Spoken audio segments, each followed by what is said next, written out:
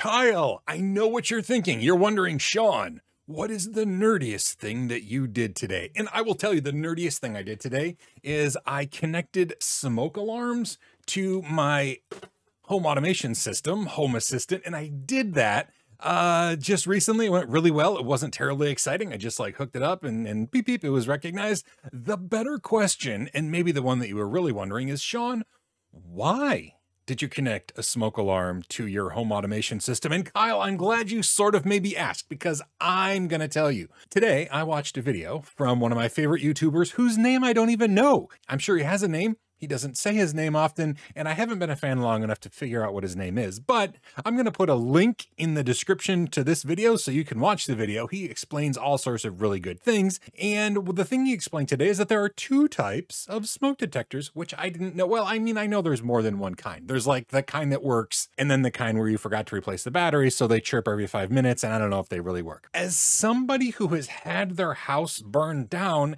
it seems like something that I would be pretty knowledgeable about, and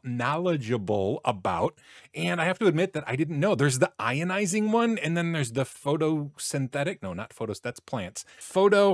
Hold on, that's the kind I got. Photoelectric. There's the photoelectric kind, and they work differently, and you really got to watch the video. It's a great video.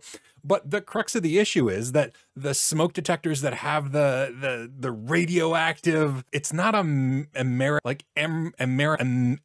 you should really watch the video. It's like americesium, but that's not right. Those are not as good as the photoelectric ones, and I wanted photoelectric ones. And the reason that I got the kind that I can connect to my home automation system is because when I went to check what kind of smoke detectors I had hooked up, the kind that I had hooked up in my house were the kind that didn't beep and tell me that the batteries were dying. They just died, and the batteries corroded and turned gross. And I got them out, and I'm like, I'm going to replace the batteries. Turns out they're actually the ionizing type anyway, and I don't really want to have that kind. But still, I was being diligent, and I was going to put batteries right in, and I was going to, make sure that, if our house burned down, we knew it in advance. Ideally, this is the one. And I took those corroded batteries out. When I put the batteries in, the new batteries, carbon monoxide. And you'd think, oh, that's just the test thing.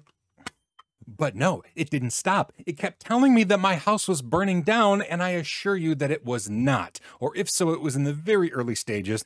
And I know that this wouldn't detect that because it's the old ionizing thing, and that's not the most precise kind. So I got a new smoke detector that I can hook to my Home Assistant software.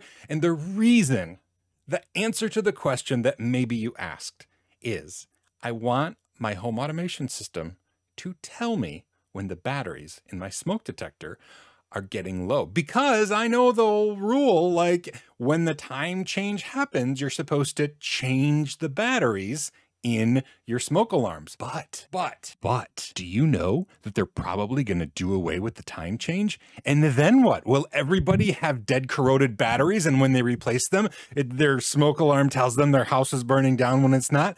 I don't know. So I want to make sure that I am prepared so that my Home Assistant can tell me, Sean, it's time to change the batteries before they get corroded, and I forget how to tell what is on fire and what is not. Kyle, that is what I did today.